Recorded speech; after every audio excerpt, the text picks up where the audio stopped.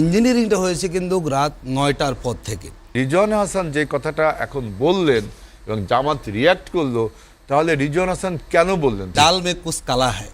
এখন একটা গরিব মানুষ ১,০০০ টাকা ২টা চকচকে নোট দেখলে ও কিসের হিলাল ভাই, কিসের রাজেকুজ্জামান রতন ভাই, কিসের আপনার অ্যাডভোকেট আতিক ভাই, টাকা যে ভাই সেই ভাইকে দিবে। যদি বিএনপি ক্ষমতা আসে প্রথম তারা হাত দিবে হলো ট্রাইব্যুনালে। আমরা আগে শুনছি এটা ইলেকশনের আগে মিলে গেছে কাকতালীয়ভাবে। হ্যাঁ, তার ওনার অ্যাসাইনমেন্ট ছিল আগে হাত দিবে ট্রাইব্যুনালে। মানে আগে থেকে এটা বোঝাপড়া।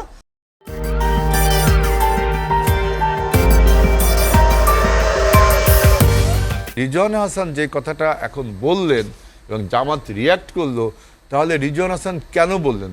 উনি কি আমাদের নির্বাচনকে মেলাইন করবার জন্য, আমাদের এই গণতান্ত্রিক অভিযাত্রাকে মেলাইন করার জন্য, নাকি আমাদের এই যে অর্জনকে মেলাইন করার জন্য বললো? এটা একটা প্রশ্ন। আর প্রথম প্রশ্ন যেটা বললাম, যে উনি যদি নারীদের অধিকারের বিরুদ্ধে যারা বলে তাদেরকে মেইন কালচারে আসতে দেয়নি সেটা যদি বলে, তাহলে জামাত রিয়াক্ট করে, তাহলে জামাতকে ওইটার সাথে জড়িত, ওই নারীদের বিরুদ্ধে যে অগ্রাসনগুলো হচ্ছে কটুক, তার সাথে কি জামাত জড়িত? দুটো প্রশ্নই আপনার সামনে এসে যেটি রতন ভাই বললেন, লন্ডন ষড়যন্ত্রের কথা বললেন, একজন এইগুলো তো মনে করেন তিনি পরবর্তীতে মন্ত্রী পরিষদেও আসছেন। লন্ডন কি ষড়যন্ত্র হলে সেটা কি জামাতের অভিযোগ? না, ষড়যন্ত্র হলে কি সেটা আপনার কেউ জানবে না, ভিতরে একটা ষড়যন্ত্র হবে। লন্ডনে প্রকাশ্য বৈঠক, প্রেস ব্রিফিং হয়েছে, এবং লন্ডন বৈঠকের পরে ডক্টর ইউনূসের ঐকান্তিক প্রচেষ্টার ফলে যে বৈঠকটা হওয়ার ফলে একটা আমরা দ্রুত একটা নির্বাচনের দিকে, রাজনীতি এক ধরনের নির্বাচনটা যেটা মানে লঙ্গার টাইমের জন্য শিফট হওয়ার একটা ধারণা করা হচ্ছিল, সেই নির্বাচনটাকে আমরা দ্রুত গণতান্ত্রিক প্রক্রিয়া করার জন্য ডক্টর ইউনূসের ঐকান্তিক প্রচেষ্টার ফলে একটা লন্ডন বৈঠক হয়েছে। যতগুলো দাবি আমরা দিয়েছিলাম, তখন একটা দাবি ছিল লেভেল প্লেইং ফিল্ডের ব্যাপারে বলেছি আমরা, যাতে নির্বাচনের মাঠটা সমতল থাকে, যাতে সরকারের কোনো অংশ এক পেশে হেলে না পড়ে। মনে থাকার কথা, জামাতে নায়েব আমির একটা প্রোগ্রামে বলেছেন যে 4 জন উপদেষ্টা তারা কি করেছেন, তারা বিএনপির হয়ে সরাসরি ভূমিকা পালন করেছেন। উনি তখন নাম বলেন, আজকে বলে দিয়েছেন যে আমি 50% বললাম।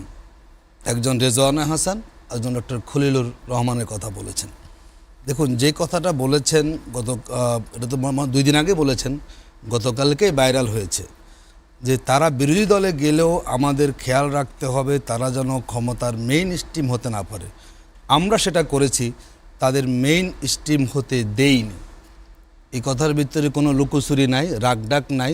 এখন বিরোধী দলে কারা আছে, কিংবা কাদেরকে তারা আসতে দেয় নাই, কিংবা কাদেরকে পিছনে ঠেলে দিয়ে আরেকটা দলকে 2/3 মেজরিটি পাওয়ার সুযোগ করে দিয়েছেন। জনাব রেজওয়ান হাসান কিন্তু একজন লয়ার, উনি জেনে বুঝে কথা বলেছেন, এবং হয়তো তিনি বলতে গিয়ে তার কথা চলে এসেছে মুখ ফুসকে। জামাত তো বলে আসছে ইঞ্জিনিয়ারিং হয়েছে। দেখুন, জামাত ইসলামী কিন্তু এবারই প্রথমে একটা দৃষ্টান্ত হয়েছে যে বিরোধী দল ইলেকশনের পরে কোনো কর্মসূচি ঘোষণা করে নাই, তবে আমরা বলছি ইলেকশন সুষ্ঠু হয়েছে। আমরা বলছি যেই দিনের বেলা ইলেকশনটা সুষ্ঠু হয়েছে এটা কোনো সন্দেহ নেই, কিন্তু ইঞ্জিনিয়ারিংটা হয়েছে কিন্তু রাত 9টার পর থেকে। ফলাফল ভোট গণনা এবং ভোট ফলাফল হলো আপনার ঘোষণা করার ক্ষেত্রে। দেখুন, সন্ধ্যার পর থেকে আমরা সব জায়গায় ফলাফল শুনতেছি, হঠাৎ করে দেখলাম রাত 8:30 9টার দিকে রেজাল্ট বন্ধ হয়ে গেছে। অনেকগুলো আসন, ঢাকা 7 আসন বলেন, ঢাকা আপনার 10 আসন, ঢাকা 13 আসন বলেন, এরপর অনেকগুলো জায়গাতে যেখানে আগে জোট প্রার্থী বিজয়ী ঘোষণা করা হয়েছিল, আমরা দেখলাম ফলাফল যখন বন্ধ, কোনো রেজাল্ট দেওয়া হচ্ছে না, কোথাও 20 কেন্দ্র, কোথাও 30 কেন্দ্র ফলাফল ঘোষণা বাকি আছে। হঠাৎ করে আবার মিডিয়াতে ওই ঘোষণাগুলো সারাই বলে দেওয়া হয় অমুক জায়গায় অমুক প্রার্থী বিজয়ী হয়েছেন। এই যে মেকানিজমটা, দেখুন, আমি ঢাকা 15 আসনে ছিলাম দায়িত্বে, আমি আমারটাই দায়িত্ব নিয়ে বলছি যে আমি সেখানে ছিলাম। রাত 9টা আমরা সব ফলাফল পেয়ে গেছি। 127টা কেন্দ্র ছিল ঢাকা 15, আমাদের আমিরে জামাত যেখানে ইলেক্টেড হয়েছে। আমরা সব, উনি 21,000 সামথিং ভোটে এগিয়ে আছেন একদম, এবং উনি 119 কেন্দ্রে ফার্স্ট হয়েছেন, 8 কেন্দ্রে সেকেন্ড হয়েছেন, সব আমার মানে করা আছে। আমরা 10টার সময় গেলাম, সেই ফলাফল যেখানে ঘোষণা করা হচ্ছে, এই ফলাফল রাত 3টায় মেসেজ পাঠালো, ভিতরে পরিবেশ খুব উত্তপ্ত আছে, আমাদের উপরে আক্রমণ হতে পারে। বাইরে থেকে আমাদের লোকেরা আমরা যাওয়ার চেষ্টা করেছি, বহু জায়গা আবার সেখানে আমরা থাকতেও পারিনি, জোর করে বের করে দেওয়া হয়েছে। ওই ফলাফলটা বলুন রাত 4টায় কেন ঘোষণা করা হলো? এবং আমরা দেখলাম এর মধ্যে যিনি এখন প্রশাসক হয়েছেন ঢাকা উনি সঙ্গে পারতেছিলেন, উনি ব্যাপক ক্যাম্পেইন করছেন, উনি বিজয়ী হয়েছেন, কৃষি ভিত্তিত হয়েছেন। আমরা ফলাফল শিট দেখেছি এবং যেটা স্বাক্ষর করা সব আমাদের হাতে ছিল, সেই গণনা দেখলাম যে তো সেই জায়গায় যদি আপনি এটাকে 7 ঘন্টা ডিলে করেন, কেন করেছেন আপনি? ওই যে একটা কীভাবে ইঞ্জিনিয়ারিংটা করা যায়। এবং আমরা বলেছি সুনির্দিষ্টভাবে, আমরা পুরো ইলেকশনকে বলি না কিন্তু, যে 53টি জায়গাতে যেখানে 11 দলের জোটের প্রার্থীরা 90 থেকে শুরু করে 5000 ভোট এর মধ্যে হেরেছেন। দেখুন যদি 50টা আসন আমরা পেতাম তাহলে আমাদের আসন সংখ্যা হতো কিন্তু 120-25 হয়ে যেত। তখন 2/3 মেজরিটি কিন্তু বিএনপি পাওয়ার সুযোগ ছিল না। তার মানে হচ্ছে আপনি এমনভাবে কাজটা করেছেন যাতে করে একটা সংখ্যাগরিষ্ঠটা একটা দলকে দিয়ে আপনি আপনার যে উদ্দেশ্য সেটা আপনি হাসিল করার চেষ্টা করেছেন। এটি এখন বক্তব্য ক্লিয়ার হয়েছে। রেজওয়ানা হাসানের বক্তব্য, এটি আর কোনো রাগডাক নেই, ওনারা যে করেছেন এবং তার বক্তব্য। দেখুন দ্বিতীয় বলেছি আমরা লন্ডনের কথা, আমরা দেখলাম যে লন্ডন বৈঠকের আগে, আমি কোনো বৈঠককে ভালো, বৈঠক হওয়াটা রাজনীতির সৌন্দর্য, আমি তার বিরোধিতা করছি না, এবং এই বৈঠক হওয়াতে দেশ ভালোই হয়েছে। আমরা দেখলাম হয়েছে, প্রকাশ হয়েছে, তখন লন্ডন বৈঠকের আগে পর্যন্ত হেলাল ভাই তো উনি আমার সিনিয়র, উনি একসময় ছাত্র দলের, আমিও একসময় ছাত্র শিবিরের সভাপতি ছিলাম, যে তার আগে বিএনপির নেতারা এত পরিমাণ সরকারের সমালোচনা দিন রাত এমন কোনো বক্তব্য নাই তারা দেননি। ওই বৈঠকের পর থেকে কিন্তু টোটাল বিএনপির সকল নেতারা নমনীয় হয়ে গেছেন, সবার বক্তব্যের সুর পরিবর্তন হয়ে গেছে। আমরা সরকারের আচরণও কিছু ভিন্নতা খেয়াল করেছি, এক পেশা আচরণ কিংবা যে ইস্যুগুলোতে আমরা কথা বলেছি, দাবি তুলেছি, যদি সেখানে বিএনপি কোনো বিরোধিতা করত, সরকার সেখান থেকে পিছু হটতো, তারা সেখানে অগ্রসর হতো না। তার মানে কেন যেন একটা দিককে অগ্রাধিকার দিয়েই তারা বাকি সময়টা পার করেছেন। দেখুন প্রমাণ কি, খলিল সাহেবকে যখন নিয়োগ দেওয়া হলো, আপনি এখনও পাবেন যদি আপনি নেটে সার্চ দেন, কী বলেছেন সালাউদ্দিন সাহেব, যিনি বিদেশি নাগরিক, ঠিক আছে, তিনি কেন বাংলাদেশ নিরাপত্তার সাথে কথা বলবেন? রুহুল কবির রিজিভাবে কিন্তু বক্তব্য দিয়েছে, সবগুলো এখন সার্চ দিলে পাওয়া যাবে। তো এত কি আপনার বিশ্বস্ত হলো যে খলিল সাহেবের নিয়ে এত নেগেটিভ বক্তব্য? মানে আরেকটা ঘটনা ঘটেছে, যখন আন্দোলন হলো যে হোম অ্যাডভাইজারকে পদত্যাগ করতে হবে, তখন কিন্তু একটা ষড়যন্ত্র হয়েছিল খলিল সাহেবকে হোম বানানোর জন্য। অনেক জানেন আপনারা, জামাত তখন ভেটো দিয়েছে, মানে হচ্ছে ওই স্বরাষ্ট্র উপদেষ্টাকে পরিবর্তন করে একদম ডক্টর খলিল সাহেবকে নিয়ে উপদেষ্টা বানাবেন, স্বরাষ্ট্র উপদেষ্টা, আলোচনা চলছিল এবং বলা সব আয়োজনও সম্পন্ন হয়েছিল। জামাত বলেছে এটা করা যাবে না, কারণ জামাত তখনই বুঝতে পেরেছে এই খলিল সাহেব একজন গুপ্ত উপদেষ্টা ছিলেন। কেন বলছি আমি এটি?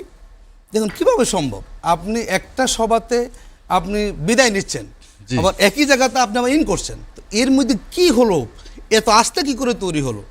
নিঃসন্দেহে কোনো একটা লাইন উনি করেছেন যাতে মেকানিজম করে, কারণ এটি তো আমাদের জন্য একটা খারাপ দিক। তিনি পুরস্কৃত বলছেন যে আপনারা আগেই এটি বুঝতে পেরেছেন, কিন্তু তখন কেন জোরালোভাবে কেন প্রতিবাদ করেননি? আমরা দেশটাকে শান্ত রাখার চেষ্টা করেছি, কারণ আমরা মনে করি ইলেকশন দেশ হোক। এখনই বা জামাত কি করবে? এখন ধরেন আপনার এখন জামাতের দাবির পক্ষটা মজবুত হয়েছে না। দেখুন আমরা যখন যেখানে যাই, ভোট দিয়েছি আপনাদেরকে, কিন্তু ভোট নিয়ে গেছে। আমি দেখুন, আমি নিজেও তো একজন মানে সাধারণ, দেখুন যে ভোট আপনারা পেয়েছেন, আপনাদের ক্ষমতা আসতে দেওয়া হয়, কিংবা আপনারা আরও বেশি আসন পেতেন, আপনাদের আসন সেখানে কমানো হয়েছে। আমি বলছি ইলেকশনটা যথেষ্ট দিনের বেলায়, এবং এটি খুব বাংলাদেশের দৃষ্টান্ত, কোনো কি হয় নাই, সহিংসতা ঘটনা ঘটে নাই, কোনো মানুষ বনি আদম মারা, এটা ভালো দিক। রাতের বেলায় এসে আগের যে মানে প্ল্যানটা, ওই যে বললাম 2/3 মেজরিটি দেওয়া, জামাতকে 100 নিচে কিংবা 120 নিয়ে আসা, যাতে করে পার্লামেন্টে যে ভারসাম্য আমরা আশা করেছিলাম, তা সে ভারসাম্যটা থাকতে না পারে, যাতে একটা একদলীয় আপনার সংসদ হয়ে দেশটাকে আবার আগের জায়গায় নেওয়ার কোনো সুযোগ তৈরি হয়। দেখুন সব মানুষ তো বোঝা যায় না কে কীরকম। আমরা মনে করি দেশের স্বার্থে যারা আমরা রাজনীতি করছি, আমরা যখন ভালো দিকে যাওয়ার হাঁটা শুরু করেছি, তখনও কিন্তু দেশকে নিয়ে নানাবিধ ষড়যন্ত্র কিন্তু সেখানে হয়েছে, এবং তার জন্য পুরস্কার পেয়েছেন খলিল সাহেব।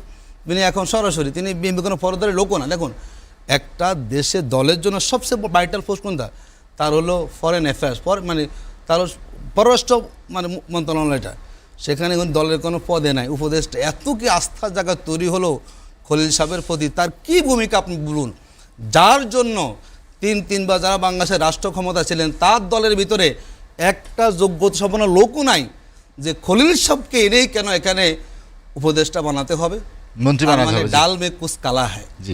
কিছু ঘটনা এখানে ঘটেছে, যার জন্য পুরস্কার স্বরূপ ওনাকে এটা তুলে দিয়েছেন যে আপনি এখন নেন। আপনি এক ড্রেসে এসেছেন, ড্রেসও পরিবর্তন হয় না, দেখেন আপনার এক ড্রেস, এই ড্রেসে আমি স্থানান্তর করলাম, একই ড্রেসে একই ট্রাইফার আমি এখন মন্ত্রী হয়ে গেলাম। এখন একটা গরিব মানুষ 1000 টাকা 2টা চকচকে নোট দেখলে ও কিসের হিলাল ভাই, কিসের রাজেকুজ্জামান রতন ভাই, কিসের আপনার অ্যাডভোকেট আতিক ভাই, টাকা যে ভাই সেই ভাইকে দিব। এই যে মোরালিটি ডিগ্রেডেশনটা করলো, আমাদের মোরালের উপর যে আঘাতটা করলো নয় রতন ভাই, যে এথিক্যাল পয়েন্টটাকে তারা যেভাবে ডিসমিস করলো in the name of Islam, এটা আরও খারাপ। It is a great religion, Islam is a great religion among the other রিলিজনস। As a Muslim we consider it is a great religion. সেই রিলিজনটাকে আপনি সামনে এনে এই যে টাকা দিয়ে গরিবত্বকে কিনে নিলেন, এই যে কালচারটা তৈরি হলো, এটা বাংলাদেশের ইতিহাসে একটা নিন্দনীয় ঘটনা। আমরা যতগুলো কারণে হেরেছি, দুটা কারণ হচ্ছে কালো টাকা, পেশি শক্তি। আচ্ছা, ঋণ খেলাফি বলুন তো জামাতে না বিএনপিতে বেশি ছিল? 1000 কোটি টাকার ঋণ খেলাফিরা ওনাদের দলে নমিনেশন পেয়েছেন, আর জামাত টাকা বিলি করেছে। এটা কিন্তু কথার সাথে কিন্তু বিপরীত কথা পেয়ে যাচ্ছে। দেখুন, আমরা দেখলাম যে 2-1 দিন আগে জামাতের নেতারা পকেটে কেক কি ডাকছে, ধরে ধরে মপ করে করে এই টাকা পাওয়া গেছে পকেটের ভিতর। এটা আমাদের একদম খুব অ্যাসাইন করা কাজ ছিল। ঠাকুরগাঁও জেলা আমির গেলেন তার জেলায়, উনি এয়ারপোর্ট থেকে অনুমতি নিয়ে গেছেন। দেখুন কত ধরনের ভয়ঙ্কর বাংলাদেশের মিডিয়া। আমি আপনার এখানে বসে বলছি, এখান থেকে বলে দিল যে জামাতের আমির আসতেছে টাকা নিয়ে। উনি ওখানে বের হলেন, সব মিডিয়া হাজির, এই আমির সাহেব, তার মানে উনি ওখান থেকে অনুমতি নিয়ে গেছেন যে আমার সাথে বহন করার টাকা আছে, আমি নিতে পারবো কিনা। টাকা বহন করার আইন নিষিদ্ধ ছিল? নিষিদ্ধ না, বহন করতে পারেন। কিন্তু উনি ওখানে যাওয়ার আগেই টাইম পেয়েছে 1 ঘন্টা, সব মিডিয়া সেখানে হাজির। পরে দেখা গেলো সেখানে ঘটনা কিছুই ঘটে না। তার মানে জামাত ইসলামী, আমরা যারা জামাতের নমিনেশন পেয়েছেন, হল আপনারা দেখেন আপনি কয়জনের টাকা আছে। জামাতের নির্বাচনী ফান্ড থেকে পার্টি থেকে টাকা দিয়ে আমরা ইলেকশন করি। আমরা দেখলাম বহু জায়গাতে ইলেকশনের দিনে এক প্রার্থী খরচ করছেন 10 লাখ টাকার উপর। আমরা কর্মীদেরকে চা খাওয়া টাকা দিতে পারিনি। যদি সেই দলের প্রতি টাকা দিয়ে ভোট কেনার অভিযোগ আনা হয়, এটি বাংলাদেশে কেউ বিশ্বাস করি বলার জন্য বলা। জামাত কখনো টাকা দিয়ে ভোট কিনতে পারে? আমরা যেটা দেখলাম এবারই আপনি দেখেছেন, স্বাধীনতা উত্তর এত বছরে ট্রেনে যাচ্ছে দাঁড়িপাল্লা, আপনার লঞ্চে যাচ্ছে দাঁড়িপাল্লা, এইরকম তো জোয়ার দানশীষ পক্ষে ছিল না। তা আমরা তো মনে করি যে আমাদের এই যে স্লোগান দাঁড়িপাল্লা, যেখানে যেখানে এই জোয়ারটাকে কিন্তু ছিনিয়ে নেওয়া হয়েছে। আমরা টাকা দিয়ে ভোট কেনার কোনো দরকার নাই, এটি হলো গুজব। বরং এদেশের মানুষ পরিবর্তন চেয়েছে, সেই পরিবর্তনের জায়গা থেকে স্বতঃস্ফূর্তভাবে মানুষ জামাতকে সমর্থন করেছে বলেই জামাত যেই 222টি সিটে দাঁড়িপাল্লা এবং দানের শীষের মধ্যে মানে প্রতিযোগিতা হয়েছে, মাত্র 10% ভোটের ব্যবধান। ওভারঅল জামাত 31% পেয়েছে জোট জামাত, কিন্তু যেই 222টা আসন দাঁড়িপাল্লা এবং দানের শীষ 41 এবং 50, তারপরে বুঝছেন কোথায় অবস্থান, সেখানে আমরা চলে আসছি। দেখুন দ্বিতীয় যেটা আমরা আতিকুর রহমান, যে বিজয় ছিনিয়ে নেওয়া হলো, আপনার কি মনে হয় কেন, কি কারণে? দেখুন আমি যদি বলি আপনাকে, এই পদক্ষেপ আপনি বহু জায়গায় দেখেছেন সামাজিক যোগাযোগ মাধ্যমে এসেছে না, যেটি হেলাল ভাই শুরুতে যেটি বললেন, বা উপদেষ্টা রিজওয়ান হাসান যে কথাগুলো সামনে নিয়ে আসছেন, দেখুন মানুষের মধ্যে একটা ভয় কাজ করেছে। জামাত ইসলাম না জানি মানে একটা ভয়। দেখুন জামাত ইসলামী বলছি যে আমরা দুর্নীতির বিরুদ্ধে আমাদের জিরো টলারেন্স, আধিপত্যবাদের বিরুদ্ধে আমাদের জিরো টলারেন্স বলেছি যে এগুলো আমরা কখনো সহ্য করবো না। হয়তো ভয় পেয়েছেন যারা সুশাসন চান না, যারা দেশটাকে আগের মতো দেখতে চান, যারা চান আগের মতো দেশটা একটা একটা রাষ্ট্রের মানে হয়ে থাকবে, তারা সেটা করেছেন। যদি বিএনপি ক্ষমতা আসে, প্রথম তারা হাত দিবে হলো ট্রাইব্যুনালে। আমরা আগে শুনছি এটা ইলেকশনের আগে মিলে গেছে কাকতালীয়ভাবে। হ্যাঁ, তার ওনার অ্যাসাইনমেন্ট ছিল আগে হাত দিবে ট্রাইব্যুনালে। আমি আগে থেকে এটা বোঝাপড়া, ওই জায়গায় হাত দিয়েছেন। এখন দেখলাম রায় হবে, বলছেন রায় পরে দেন। যেখানে প্রসিকিউটর টিম আশা করবে রায়টা আগে দেন, তো রায়টা পরে দেন। ওনারা রায় পর্যালোচনা করবেন। তার মানে হচ্ছে যাতে করে এই বিচার এখন হবে কীভাবে জানেন, 1 মাসের বিচার 1 বছরে হবে, ট্রাইব্যুনাল সময় চাইবে। তার মানে এই যে বিচার একটা আমরা পেয়েছি, এটা জাতির সৌভাগ্য, একটা রায় অন্ত হয়েছে। এই আমলে এসে আদৌ আমরা কোনো রায় পাই কিনা জাতিকে জিকির করতে হবে। কারণ যা লক্ষণ মনে হচ্ছে এতে আওয়ামী লীগের আর বিচারের রায় হবে, এটা জনগণ সে অনুভূতি লালন করে না।